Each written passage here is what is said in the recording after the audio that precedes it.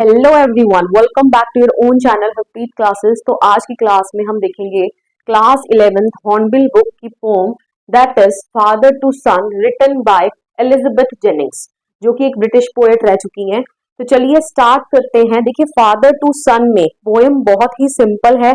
इसमें जो फादर है ना और बेटे के बीच में एक जनरेशन गैप है। किस चीज के ऊपर है पोएम, वो आपको थोड़ा सा थीम क्लियर कर रही हूँ यहाँ पे।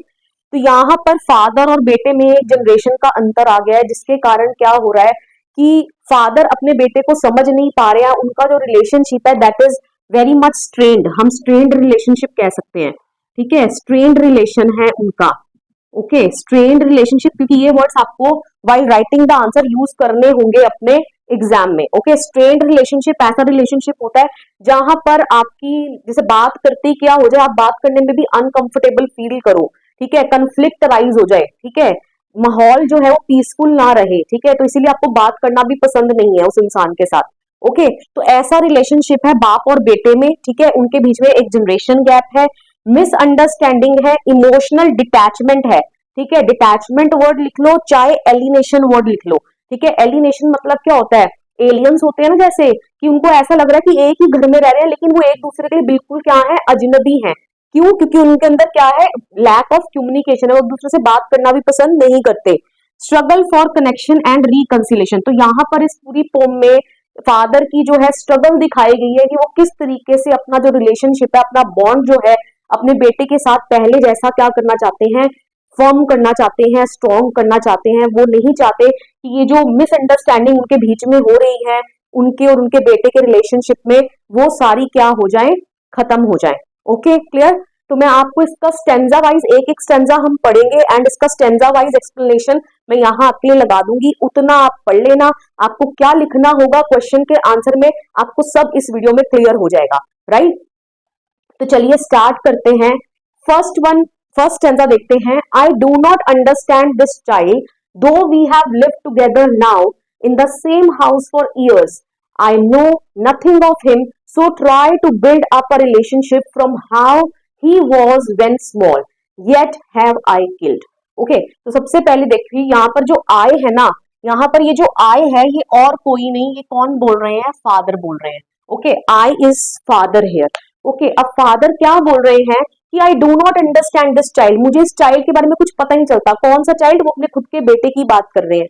ओके, दो वी हैव लिव्ड, वो बोल रहे हैं कि हम सेम घर में बरसों से रह रहे हैं। ठीक है, काफी साल हो गए हमें एक साथ रहते हुए। Okay, I know nothing of him, लेकिन मुझे फिर भी उसके बारे में कुछ नहीं पता। उसके बारे में कुछ नहीं पता का क्या मतलब है कि उसके बेटे के क्या लाइक्स हैं, क्या डिसलाइक्स हैं, उसका किस चीज में इंटरेस्ट है, कौन सी चीजें उसको पसंद है, वो किसको लव करता है। ठीक है, उसको अपने बेटे के बारे में कोई नॉलेज नहीं है। तो यहीं से पता चल जाता है कि फादर और बेटे के बीच में एक बहुत बड़ा क्या है, गैप है। Okay, clear. So try to build up a relationship from how he was when small, तो वो चाहते, देखिए जब बच्चा पैदा होता है, जब बच्चे छोटे होते हैं तब उनके अंदर समझ नहीं होती। राइट, तो वो पूरे तरीके से अपने पेरेंट्स के ऊपर क्या करते हैं, डिपेंडेंट होते हैं। तो तब जो फादर और बच्चों का बॉन्ड होता है वो काफी क्या होता है, स्ट्रॉन्ग होता है। पेरेंट्स और बच्चों का कह लो, ठीक है, फादर और सन का कह लो, तो वो बॉन्ड उस वक्त क्या होता है, काफी क्या होता है, स्ट्रॉन्ग होता है। तब तो कोई ऐसी चीजें नहीं होती ना, ना ही मिसअंडरस्टैंडिंग होती, क्योंकि बच्चा बोल ही नहीं सकता। राइट, पेरेंट को खुद ही समझना पड़ता है कि बच्चा क्या चाह रहा है। ऑल राइट, तो यहाँ पर मिसअंडरस्टैंडिंग भी नहीं होती, इमोशनल डिटैचमेंट भी नहीं होता। ठीक है, जनरेशन गैप भी कोई इंपैक्ट अभी अपना नहीं क्रिएट करता, क्योंकि बच्चे को भी समझ ही नहीं आई है। ओके, तो वो चाहते हैं कि जब उनका बेटा छोटा था तो तब जैसा उनका रिलेशनशिप था ना, ठीक है, अनस्ट्रेन्ड, ठीक है, यहाँ पर स्ट्रेन्ड हो गया, बड़ा हुआ, तो जैसे उनका रिलेशनशिप था अनस्ट्रेन्ड, ठीक है, वेरी इजी गोइंग, तो वो चाहते हैं कि वैसा ही रिलेशनशिप वो दोबारा से अपने बेटे के साथ क्या कर ले, बिल्ड कर ले। Okay, clear. Yet have I killed, तो यहाँ पर देखिए क्वेश्चन मार्क नहीं लगा हुआ आपकी बुक में, लेकिन स्टिल जो फादर है वो अपने आप से खुद से ही क्वेश्चन पूछ रहे हैं कि क्या मैं ही रिस्पॉन्सिबल हूँ। अपने आप से क्वेश्चन पूछ रहे हैं कि क्या मैंने अपने रिलेशनशिप को किल कर दिया अपने बेटे के साथ। कहने का मतलब जो लविंग रिलेशन नहीं क्रिएट कर पाए हैं, जो अपना बॉन्ड अपने बेटे के साथ स्ट्रॉन्ग नहीं कर पाए हैं, तो वो खुद से क्वेश्चन पूछ रहे हैं, ठीक है, कि क्या मैं ही इस चीज के लिए रिस्पॉन्सिबल हूँ। Okay, clear. तो यहाँ पर फर्स्ट स्टेंजा में हमें साफ साफ क्या झलक रहा है, जो आपको चीजें लिखनी पड़ेंगी अपने एग्जाम में, इमोशनल डिटैचमेंट, ठीक है, फादर अपने बेटे के साथ क्या है, बिल्कुल भी अटैच्ड नहीं है। ओके, एंड वो कंफ्यूज्ड है, ठीक है, कंफ्यूज्ड फील कर रहे हैं, फ्रस्ट्रेटेड फील कर रहे हैं। क्यों? क्योंकि उनका जो बॉन्ड है उनके बेटे के साथ बिल्कुल भी लवेबल बॉन्ड नहीं है। Okay, clear? तो चलिए देखते हैं अब इसकी स्टेंजा वाइज समरी क्या रहने वाली है। तो मैं यहाँ आपके लिए रीड कर रही हूँ और यहाँ आपके लिए फोटो लगा दूंगी, तो आप थोड़ा जूम करके देखें ना, everything will be clearly visible to you. Okay, तो चलिए stanza number 1। In first stanza, I is the father who admits that he fails to understand his child, that is his son, despite living in the same house for years। ठीक है, ये आपको समझ में आई गया कि I कौन है? फादर है, जो इस चीज को एडमिट कर रहे हैं कि सेम घर में रहने, वर्षों तक एक साथ रहने के बाद भी वो अपने बेटे को नहीं समझ पाए हैं। Okay, he further adds that he knows nothing about his son। और ये बोलता है कि वो मैं अपने बेटे के बारे में तो कुछ भी नहीं जानता। ठीक है, कुछ भी नहीं जानता से वो पूछ लेगा आपको एग्जाम में क्या नहीं जानता। ठीक है, तो अब आपको ये आंसर लिखना होगा। He does not know his son's personal thoughts, feelings, dreams और what he loves to do। Okay, ये सब चीजें कि उसके बेटे का क्या पर्सनल इंटरेस्ट है, वो किस चीजों में रुचि लेता है, ठीक है, उसकी क्या फीलिंग्स है, उसकी क्या एस्पिरेशन है, क्या ड्रीम्स है लाइफ में। ओके, और वो क्या चीजों को करना पसंद करता है, तो ये चीज के बारे में father is fully unaware. Okay, due to severe generation gap and lack of communication, they live as strangers in the same house। तो वो दोनों एक ही घर में कैसे रहते हैं? अजनबियों की तरह रहते हैं। क्यों? क्योंकि उनके अंदर क्या है, एक बहुत बड़ा जनरेशन गैप है। ओके, एंड क्या है, लैक ऑफ कम्युनिकेशन, दोनों एक दूसरे से बात भी नहीं करते हैं। देखिए, कभी भी कोई मिसअंडरस्टैंडिंग हो जाए तो क्या बोलता है कि सबसे पहले आप बैठकर बात करो, क्योंकि जब आप बात करोगे, आप अपनी थॉट्स को एक्सचेंज करोगे तो आप एक दूसरे को समझोगे। लेकिन यहाँ पर क्या है, फादर और बेटे के रिलेशनशिप में लैक ऑफ कम्युनिकेशन है, जिसके कारण क्या हो रहा है कि वो दोनों एक ही घर में कैसे रह रहे हैं? स्ट्रेंजर्स की तरह, अजनबियों की तरह। Okay, the father expresses his desire that he wants his relationship with his son to be just like when his son was a child। Okay, तो फादर, यही लाइन लिखी है यहाँ पर स्टेंजा में भी कि फादर अपने बेटे के साथ वैसा रिलेशनशिप बिल्ड करना चाहते हैं जैसा उनका बेटे के साथ रिलेशनशिप था जब उनका बेटा क्या था? छोटा था। ओके, अब इसका क्या मतलब है वो ये आपसे पूछ लेगा एग्जाम में, तो यहाँ मैंने इसका एक्सप्लेनेशन लिखा है, आपको यही लिख कर आना है अपने आंसर में। ओके, तो क्या लिखोगे? Which means he wants to feel connected to his son again, क्योंकि जब बचपन में बेटा छोटा था तो दोनों फादर और सन क्या थे? काफी एक दूसरे के साथ कनेक्टेड थे। ओके, तो वो चाहते हैं कि वो दोबारा से अपने बेटे के साथ कैसा फील करें? कनेक्टेड फील करें। Okay, he longs to bridge the generation gap, longs मतलब यहाँ पर उनकी डिजायर, ठीक है, he is so desperate, desperate मतलब वो काफी उत्सुक हैं, ठीक है, कि वो जल्दी से जो अपने बीच में जो इतना बड़ा गैप आ गया ना, उसको क्या कर दे? ब्रिज कर लें। ब्रिज कर लें मतलब उस गैप को क्या कर लें? सफर तय कर लें और वो अपने बेटे को दोबारा से वैसे ही समझने लगे। ओके, रिस्टोर ओपन कम्युनिकेशन, वो चाहते हैं उनका जो कम्युनिकेशन, जैसे उनका बेटा छोटा था, ठीक है, जिस तरीके से वो ओपनली हर एक चीज उसके साथ कम्युनिकेट कर लेते थे या उनका बेटा उनके साथ कम्युनिकेट कर लेता था, तो वैसा ही कम्युनिकेशन जो है एस्टैब्लिश करना चाहते हैं फिर दोबारा से। रिस्टोर का मतलब होता है फिर दोबारा से किसी चीज को एस्टैब्लिश करना। ओके, एंड द इमोशनल एस्ट्रेंजमेंट, ठीक है, एस्ट्रेंजमेंट वर्ड बहुत इंपॉर्टेंट है। ठीक है, एस्ट्रेंजमेंट मतलब इमोशनल एस्ट्रेंजमेंट मतलब कि ऐसे लग रहा है कि जैसे दोनों ही क्या है? Unfriendly feeling. ओके, तो जो इमोशनली वो अनफ्रेंडली है ना एक दूसरे के साथ, एक दूसरे की को इमोशनली नहीं समझ पा रहे हैं, तो वो उस चीज को एंड करना चाहते हैं।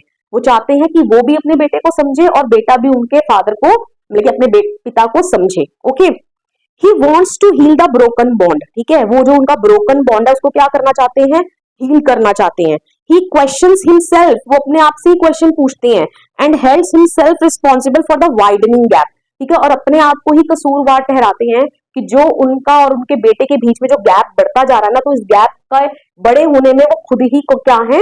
रिस्पॉन्सिबल हैं। अब ऐसा क्यों? वो अपने आप को क्यों दोषी मान रहे हैं? तो इसका आंसर आगे जो मैंने एक्सप्लेनेशन लिखा है वो आप लिख कर आओगे अपने एग्जाम में। ठीक है, according to him his sternness, his यहाँ पर कौन है? फादर की स्टर्ननेस। स्टर्ननेस का मतलब होता है स्ट्रिक्ट बिहेवियर, क्योंकि होता है ना पेरेंट्स काफी क्या होते हैं? स्ट्रिक्ट होते हैं, राइट, जिसके कारण बच्चे जो हैं अपने पेरेंट्स से डरते हैं और वो अपने मन की सारी बातें अपने पेरेंट्स के साथ शेयर नहीं करते। ओके, तो यहाँ पर यही है, वो क्या बोल रहे हैं कि उनकी स्टर्ननेस मतलब उनका strict behaviour, desire to have complete control over his child, ठीक है, हर एक पेरेंट अपने बच्चे को क्या करना चाहता है? कंट्रोल करना चाहता है, राइट। वो चाहते हैं कि जैसे हम कहें हमारा बच्चा बिल्कुल हमें वैसे ही फॉलो करे, ठीक है। तो बोल रहे हैं ये सब चीजें, treating his son as his possession gave birth to the feeling of alienation. Okay, तो जो उन्होंने अपने बेटे को एज अ पोजेशन ट्रीट करा कि नहीं ये मेरा बच्चा है, जैसा मैं कहूंगा इसको वैसे ही एक्ट करना होगा, रेदर देन पेरेंट्स को भी कभी कभी क्या करना चाहिए, बच्चों के अकॉर्डिंगली अपनी सोच को चेंज करना पड़ता है, जो कि यहाँ फादर ने नहीं किया।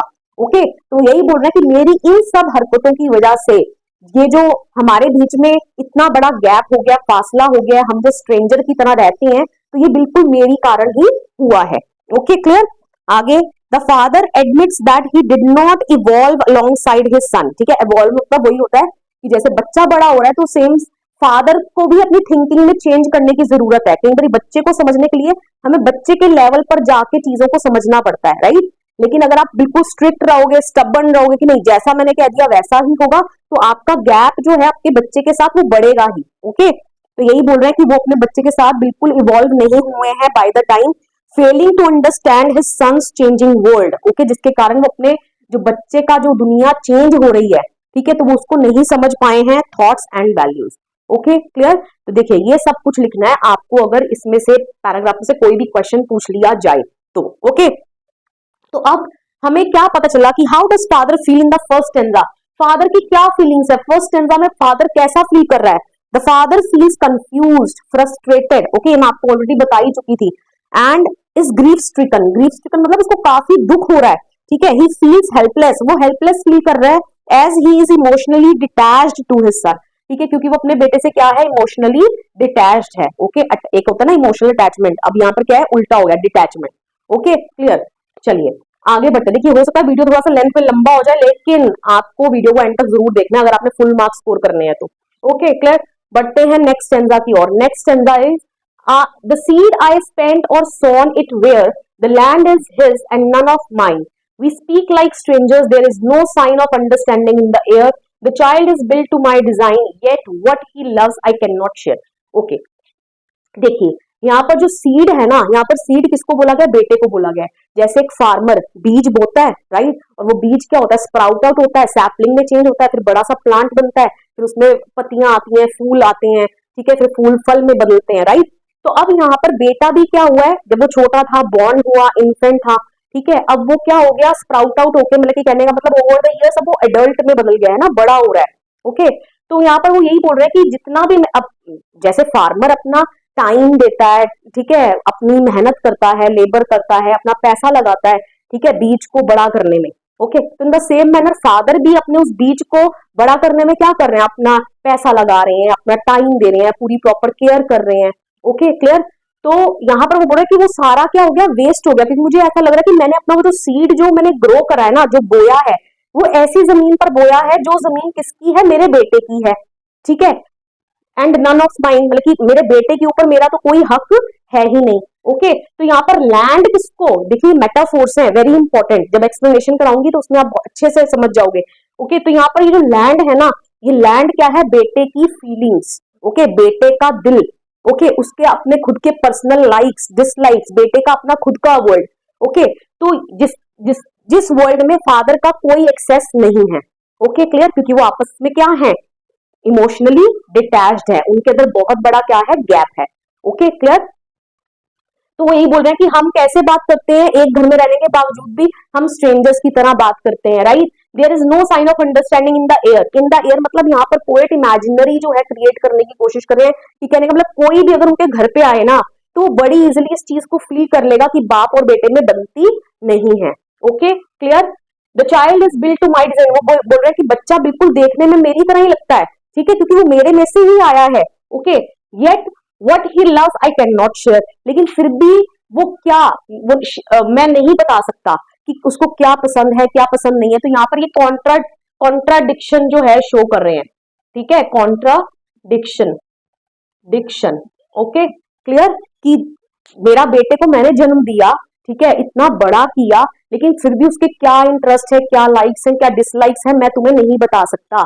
ओके, क्यों, क्योंकि दोनों के बीच में क्या था, इमोशनल डिटैचमेंट था, ठीक है, वाइडनिंग गैप था, जो गैप है वो बढ़ता जा रहा था, generation gap. Okay, clear, lack of communication था, जिसके कारण ये सब कुछ चीजें हुई और फादर को ऐसा फील हो रहा है। Okay, clear. तो चलिए फटाफट से स्टेंजा की देख लेते हैं समरी। आपको क्या लिखकर आना पड़ेगा अपने एग्जाम में। तो देखिए, in the second stanza the poet has metaphorically compared his son to a seed. ठीक है, अब बेटे को किसके साथ कंपेयर करा है? सीड के साथ कंपेयर करा है। दैट ही हैज सोन, जिसको उसने बोया है, ऑन अ लैंड, एक ऐसी धरती पर, which does not belong to him, जो धरती उसकी नहीं है। किसकी नहीं है? पिता की नहीं है। Okay, clear. The land here is son's independent life. यहाँ पर लैंड क्या है? देखिए, सीड तो बेटा है, ओके, लेकिन लैंड क्या है? सन की इंडिपेंडेंट लाइफ। ठीक है, माइंड एंड पर्सनल वर्ल्ड, सन की अपनी खुद की दुनिया, okay, which the father is unaware about, जिसके बारे में पिता को कोई नॉलेज है ही नहीं, and has no access to it. ठीक है, और उस दुनिया में उस पिता का कोई एक्सेस नहीं है। Okay, clear. So according to the father, ठीक है, तो वो कहना क्या चाह रहा है इन दो लाइन से? क्या मीनिंग निकल कर आ रहा है?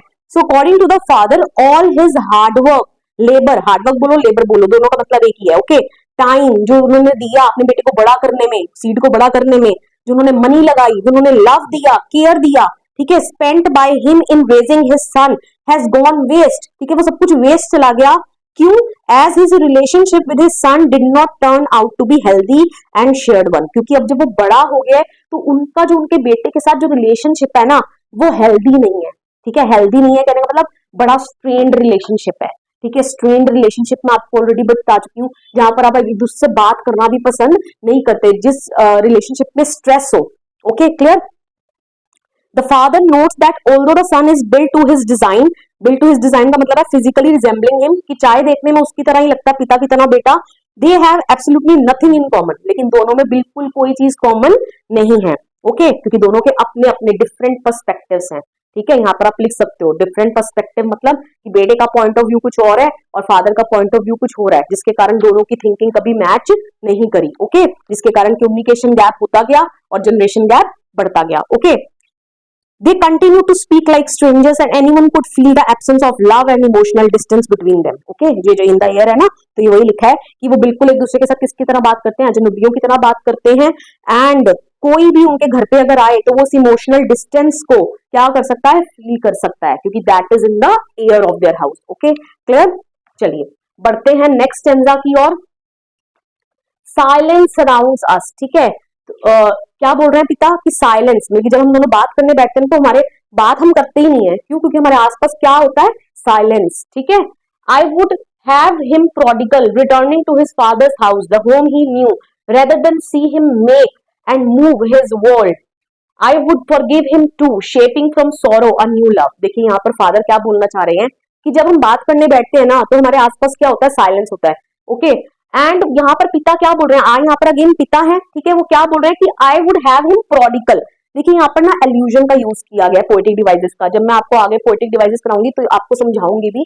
जैसे बाइबल में ना, बाइबल से रेफरेंस लिया गया, वहां पर गॉड को पिता बोला गया है। ठीक है, और बेटे को क्या बोला गया? ऐसा इंसान जो भटक गया हो अपने रास्ते से। ठीक है, तो जब इंसान भटक कर, कहने का मतलब अपने पिता के पास, गॉड के पास वापिस आता है, तो गॉड उसको क्या करते हैं? फॉरगिव करते हैं। क्यों? क्योंकि बेटा जो है, जो अब अपनी गलती क्या कर दी है, उसने रियलाइज कर ली है। ओके, तो यहाँ पर उन्होंने बाइबलिकल रेफरेंस दिया है और पिता क्या बोल रहे हैं कि मैं भी अपने बेटे को यहाँ पर कि एक ऐसा बेटा, ठीक है, जो अपने सारी इनहेरिटेंस ले जाए। इनहेरिटेंस मतलब जो भी उसको जमीन जायदाद मिली है वो सब कुछ अपना शेयर ले जाए। ठीक है, और बाहर उसको स्पेंड कराए। ठीक है, उस मनी को उड़ाए, वेस्ट कराए, लेकिन फिर दोबारा भटक के घर वापस आ जाए। तो बोल रहा है कि मैं उसको तब भी एक्सेप्ट कर लूंगा। ठीक है, मैं चाहता हूं कि मेरा बेटा चाहे ऐसा निकले, ठीक है, जो अपने सारी इनहेरिटेंस को बर्बाद कर दे, लेकिन फिर भी वो उसी घर में वापस आ जाए जिस घर को बचपन से जानता है। ओके, तो यही बोल रहे हैं, rather than see him make and move his world. तो पिता नहीं चाहते कि वो अपनी खुद की अलग दुनिया बनाए। ठीक है, अपनी लाइफ में आगे बढ़े। वो चाहते हैं कि चाहे वो इतनी सारी मिस्टेक कर ले, लेकिन उनका बेटा उनके पास वापस आ जाए, वो उसको उस चीज के लिए भी माफ कर देंगे। Okay, clear. I would forgive him too. Okay, यही लिखा है। Shaping from sorrow a new love. ठीक है, तो सोरो मतलब जो भी दुखदाई पल रहे हैं उनके रिलेशनशिप में, तो उन दुखदाई पलों को भुलाकर, ठीक है, एक नए लव की उम्मीद करना चाहते हैं, एक नए लव का बीज बोना चाहते हैं कि उनका पहले जैसा रिलेशनशिप अपने बेटे के साथ फिर दोबारा से वैसा ही हो जाए। Okay, clear. तो देखते हैं इसकी पैराग्राफ वाइज समरी क्या रहने वाली है। तो in the third stanza the lack of communication has widened the gap between them. Okay, तो लैक ऑफ कम्युनिकेशन है उसके कारण दोनों के बीच का जो गैप है वो काफी क्या हो गया है, बढ़ गया है, and resulted in silence engulfing them when they are together. ठीक है, तो उनको ऐसा लगता है कि वो उसका रिजल्ट क्या निकला, नतीजा क्या निकला कि वो साइलेंस, जैसे एक बैठे होते हैं ना वो एक दूसरे के साथ, तो ऐसा लगता है जैसे हर तरफ क्या है, खामोशी ही खामोशी है। ओके, खामोशी ने उनको घेर लिया हर तरफ से। The father wants to reunite with son, ठीक है, वो अपने बेटे के साथ दोबारा से क्या करते हैं, रीयूनियन करना चाहते हैं। रीयूनियन का मतलब क्या होता है, वापस से मिल जाना वैसे ही। ठीक है, and is even ready to accept him as a prodigal son. ठीक है, और उसको प्रोडिगल सन के रूप में भी अपनाने के लिए तैयार है। ठीक है, अब प्रोडिगल सन का क्या मतलब है ये आपको लिख कर आना पड़ेगा अपने आंसर में। Who leaves home to wastefully spend his inheritance. Prodigal son का मतलब एक ऐसा बेटा जो अपने घर को छोड़कर चला जाए। ठीक है, क्यों, और वो अपनी इनहेरिटेंस मतलब जो भी उसको जमीन जायदाद मिली है, इनहेरिटेंस मतलब जो उसने अपने पीछे पूर्वजों से पाया है, उसको वेस्टफुली स्पेंड कराए। ओके, हो गया। बट लेटर रिटर्न्स होम, लेकिन वापस वो अंत में घर ही वापस आ जाए। रिपेंटिंग, रिपेंटिंग मतलब पछताते हुए। And is welcome with open arms, और लेकिन पिता इंस्टेड ऑफ गुस्सा होने की बजाय उसको क्या कर रहा है, ओपन आर्म्स से उसका स्वागत कर रहा है कि कोई बात नहीं, गलती हो गई, वापस आ जाओ। Okay, the father prefers to have his son back in the home. ठीक है, he knew of rather than see him build a separate life and move on in his life in his own world। ठीक है, तो father चाहते हैं कि उनका बेटा उसी घर में वापस आ जाए जिस घर को वो बचपन से ही जानता है। ठीक है, rather than, वो नहीं चाहते कि उनका बेटा जो है अपनी खुद की अलग दुनिया बसाए। ओके, लिखा है ना, build a separate life and move on in life in his own world, कि अपने वो अपने खुद के वर्ल्ड में अपनी खुद की दुनिया बनाए। Okay, he is even willing to overlook past conflicts। ठीक है, जितनी भी उनके बीच में झगड़े थे, पास्ट कन्फ्लिक्ट्स हुए, वो उसको भी क्या करने के लिए, भुलाने के लिए तैयार है। Okay, and forgive his son's past mistakes. ठीक है, अपने सन की पास्ट मिस्टेक्स को भी वो भुलाने के लिए, उसको माफ करने के लिए तैयार हैं। And wants to build a new relationship, और नया रिलेशनशिप बनाना चाहते हैं, बेस्ड ऑन लव। ठीक है, जिसकी नींव किसके ऊपर बेस्ड हो, लव के ऊपर बेस्ड हो, which will rise from the Ashes of past Soros. ठीक है, लेकिन वो नींव किसके ऊपर रख रहे हैं, जो किसमें से निकलेगी, from the Ashes of past सोरो। ओके, जो उनके पास्ट में दुख दर्द हुए हैं, ठीक है, उन्हीं में से वो नई नींव निकलेगी। ठीक है, क्लियर। चलिए बढ़ते हैं लास्ट स्टेंजा की ओर। Father and son we both must live on the same globe and the same land. ठीक है, तो यहाँ पर यही बोलना चाह रहे हैं यहाँ पर पोएट की फादर एंड सन दोनों को ही क्या करना है कि सेम ही ग्लोब के ऊपर रहना है। ठीक है, सेम ही लैंड को शेयर करना है। ओके, ही स्पीक्स, अब यहाँ पर ही स्पीक्स मतलब यहाँ पर पहली बार कौन बोल रहा है, यहाँ पर आई नहीं लिखा, यहाँ पर ही लिखा है। ओके, तो यहाँ पर सन बोल रहा है। ओके, क्या बोल रहा है son, he speaks I can not understand myself why anger grows from grief. ठीक है, कि जब भी मैं आपके साथ बात करने लगता हूँ, जब बेटा पिता के साथ बात करने लगता है, कि वो क्यों गुस्सा हो जाता है। ठीक है, कहने का मतलब अंदर से वो दुखी है, लेकिन वो दुख किसको जन्म देता है, एंगर को जन्म देता है। Okay, clear. We each put out an empty hand longing for something to forgive. ठीक है, दोनों ही एक दूसरे की तरफ हाथ बढ़ाते हैं, लेकिन वो हाथ कैसा है, एम्प्टी। ओके, मतलब दोनों ही एक दूसरे की मिस्टेक्स को माफ करना चाहते हैं, फॉरगिव करना चाहते हैं, दूसरे को पास्ट चीजों को भुला देना चाहते हैं, लेकिन उनका जो एफर्ट है ना ये, वो वेस्टफुल चला जाता है। ओके, क्यों, क्योंकि वो फिर उनके अंदर लैक ऑफ कम्युनिकेशन रहता है और वो एक दूसरे को नहीं समझ पाते हैं। तो उनका रिलेशनशिप, कहने का मतलब जो वो कनेक्शन को दोबारा से रिस्टोर करने की कोशिश कर रहे हैं, वो अनसक्सेसफुल रहता है। Okay, clear. चलिए अब स्टेंजा वाइज की समरी देख लेते हैं। In the last stanza, the father says that they are destined to share the same land in the same world। ठीक है, कि दोनों को एक ही लैंड पर रहना है। ठीक है, एक ही लैंड शेयर करनी है, एक ही दुनिया में। ठीक है, दोनों की दुनिया तो अलग नहीं हो सकती। The father is unable to comprehend या understand what his son speaks। ठीक है, तो फादर उसका बेटा बोलता है ना, ठीक है, वो उसको समझने में क्या रहते हैं, असमर्थ रहते हैं। Rather the father grows angry, okay, while talking to his son। जब फादर जो है अपने बेटे के साथ बात करते हैं, तो वो क्या हो जाते हैं, एंग्री, गुस्से में आ जाते हैं। And the anger he feels is the outcome of internal grief.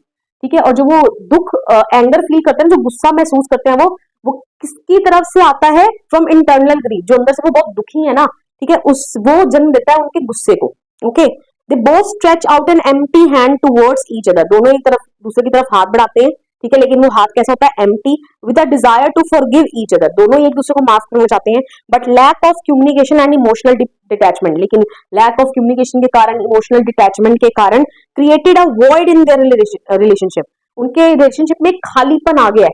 ठीक है, which can not be filled despite their efforts to do so. जिस वॉइड को कोई भी नहीं भर सकता। Okay, clear. चाहे वो जितना मर्जी कोशिश कर ले। कहते हैं ना रिश्ते में एक बारी खटास आ जाए तो उस खटास को जितना मर्जी आप कोशिश कर लो, आप चाह कर भी उसको दूर नहीं कर सकते। तो सेम फादर एंड सन के साथ हो रहा है। Okay clear.